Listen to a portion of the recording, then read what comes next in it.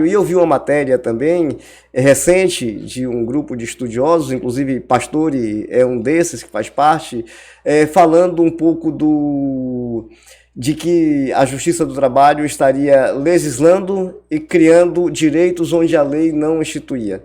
Tá? Então, doutor Naldo, a colocação, é claro que aqui é uma questão mais polêmica,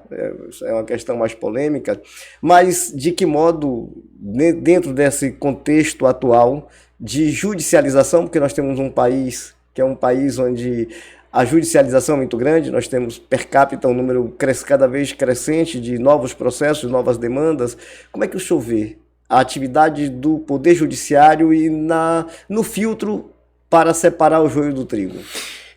A pergunta não, o comentário ele é bem polêmico e eu tenho me debruçado muito sobre essa questão, principalmente porque eu trabalhei 5 anos e meio em Camaçari e lá o que a gente via era isso, né?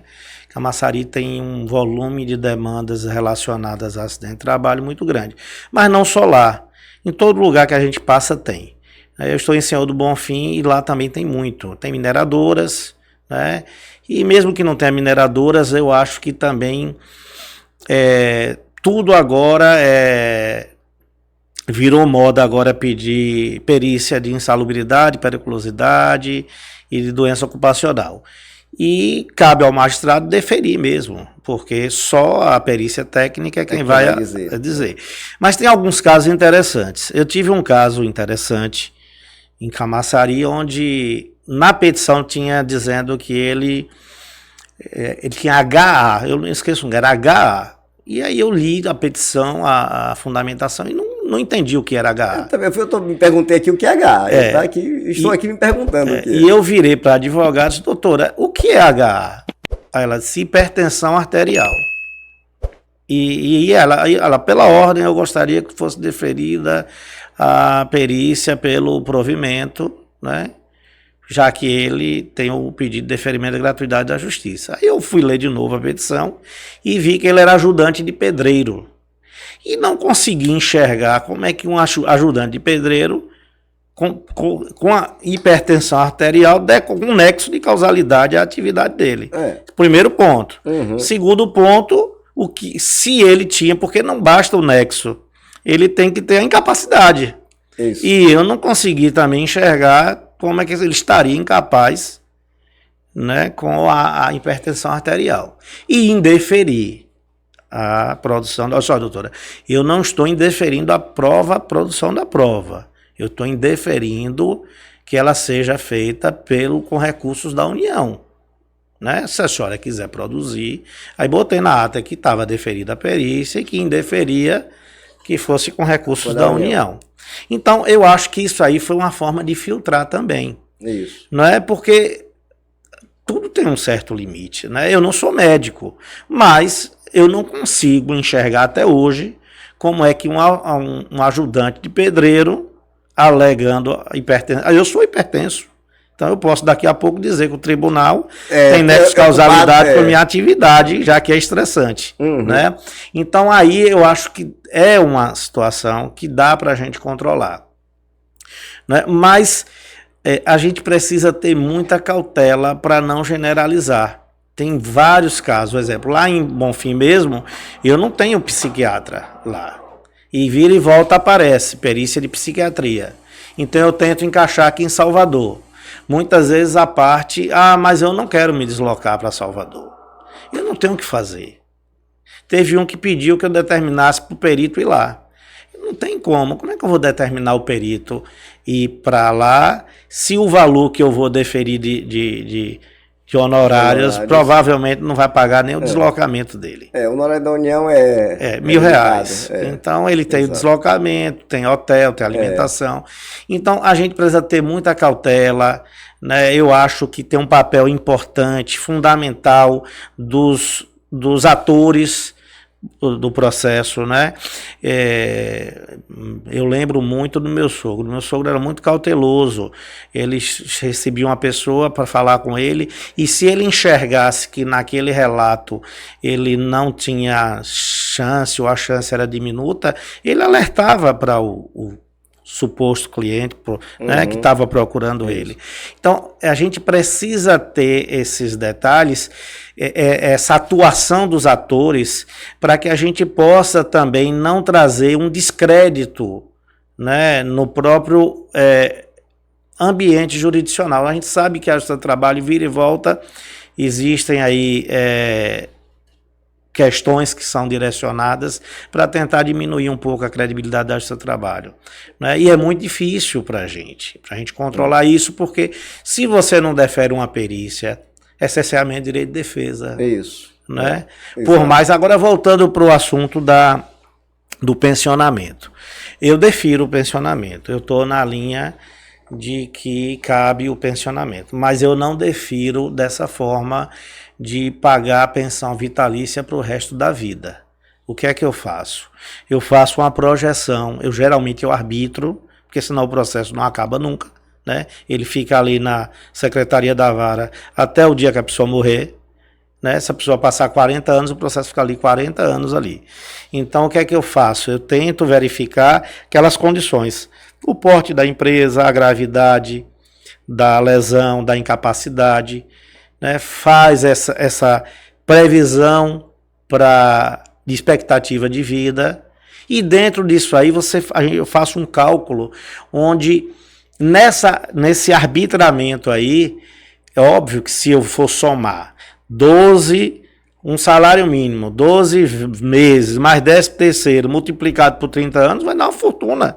Sim. Vai dar uma fortuna, né? E muitas vezes a empresa que não tem condição de pagar.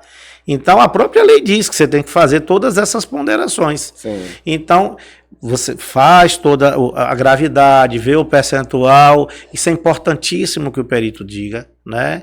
Se tem um percentual de incapacitação, para você fazer essa dosagem, para que também, vou usar até uma palavra, não matar a empresa não pode morrer, né?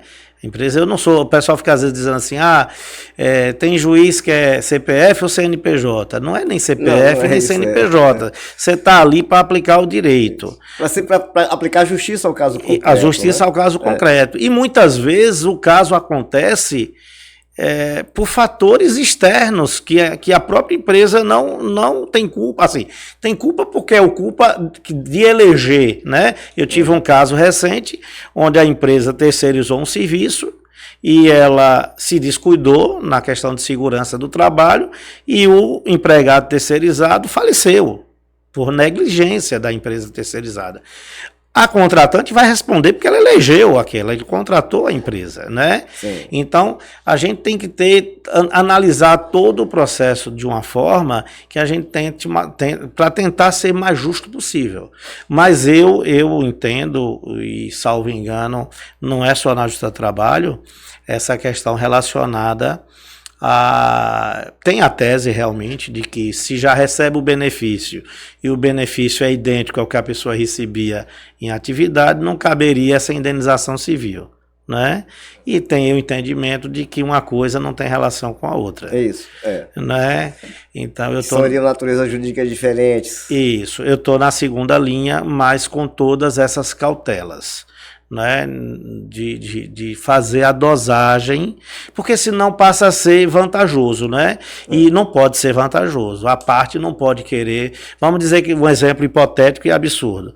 Vamos dizer que a parte, por algum acaso, sofreu um acidente, perdeu um dedo. E numa indenização ele foi vantajoso perder um dedo. Vai que na cabeça dele ele vai querer perder o segundo dedo. Né? Então a gente tem que ter uma cautela muito grande para ter uma dosagem. Muitas vezes a gente não chega, né, a esse limite, porque é difícil, é subjetivo. Só quem sabe o dano, principalmente o dano moral, né? Isso. O sentimento. São pessoas que são mais fortes, outras são menos, outras pessoas são mais resistentes. Então a gente precisa tentar, na medida do possível, fazer essa dosagem para encontrar um ponto de equilíbrio, seja para quem vai pagar, seja para quem vai receber. Eu quero aqui fazer um registro, doutor Arnaldo, da importância que é o judiciário trabalhista e a sua contribuição para uma sociedade mais justa. Isso é fato, né? Sim. A gente tem que tirar o chapéu para o trabalho, para o papel, para a atuação, para a forma como ela conduz, e fico aqui pensando exatamente na responsabilidade que tem o magistrado de fazer esse filtro, esse devido filtro. Quando eu coloquei, óbvio que é um tema polêmico, mas é importante que a gente debata, porque afinal de contas aqui é discutir e até explicar para as pessoas que nos assistem e o jurisdicionado como isso se processa, como a Justiça do Trabalho encara isso e a dificuldade que tem muitas vezes de separar o joio do trigo. Sim. Porque percebo o seguinte, uma coisa que me preocupa é a questão com causa. Tá? O trabalho concorreu para o agravamento, a doença é degenerativa, mas o trabalho concorreu. E aí uma pergunta clássica que tem lá nos quesitos ao perito é: o trabalho pode ter contribuído para o agravamento? E a resposta clássica é sim. A resposta clássica é sempre pode, pode. Ora, a suposição. Meu amigo, vou botar aqui, quem tem problema de coluna, o fato dele levantar da cama todo dia já concorreu para o agravamento da situação dele. O fato dele sentar para almoçar e levantar da cadeira concorreu para o agravamento da situação. Se é mulher e varreu uma casa, concorreu para o agravamento da situação. Então, tudo vai concorrer. Então, essa pergunta clássica, se o trabalho concorreu para o agravamento da situação, da enfermidade, a resposta clássica de qualquer perito é sim. Claro que o trabalho concorreu, porque o fato do cidadão acordar todo dia de manhã e levantar da cama vai concorrer. O que ele faz fora do trabalho? Quais atividades ele faz? Ele pega a criança no colo? Ele pratica futebol? Ele joga futebol? O que ele faz fora do trabalho? Tudo isso vai concorrer para o agravamento. Então, a minha preocupação é exatamente com essa questão do pensionamento. Sim. É por essa questão de o trabalho ter sido com causa e aí a empresa é condenada. Isso me preocupa muito, de forma muito forte, isso me preocupa. Exatamente essa questão do trabalho concorreu. Ora, evidentemente que o trabalho vai concorrer. Muito provavelmente vai concorrer. Tudo vai concorrer. Você compreendeu? Então a minha preocupação é essa. E muitas vezes você tem situação que não é justa, como eu falei aqui de exemplos, e a questão da presencialidade me trouxe esse feeling de fazer uma busca e pesquisar. E nos dois casos eu alertei o magistrado. E claro que a sentença foi contrária ao interesse dessas pessoas, evidentemente. Mas é isso, porque muita gente se vale do judiciário para obter vantagem. Então é uma responsabilidade muito grande que o magistrado e a magistrada têm, no sentido de o que é verdadeiro aqui nessa narrativa. Mas tem muita, tem dos dois lados, né? Tem o lado do empregado, aquele que às vezes quer se dar bem, e tem o lado do empregador também. Eu lembrei de uma situação recente, ano passado, onde a empresa, interior é comum, eu nunca vi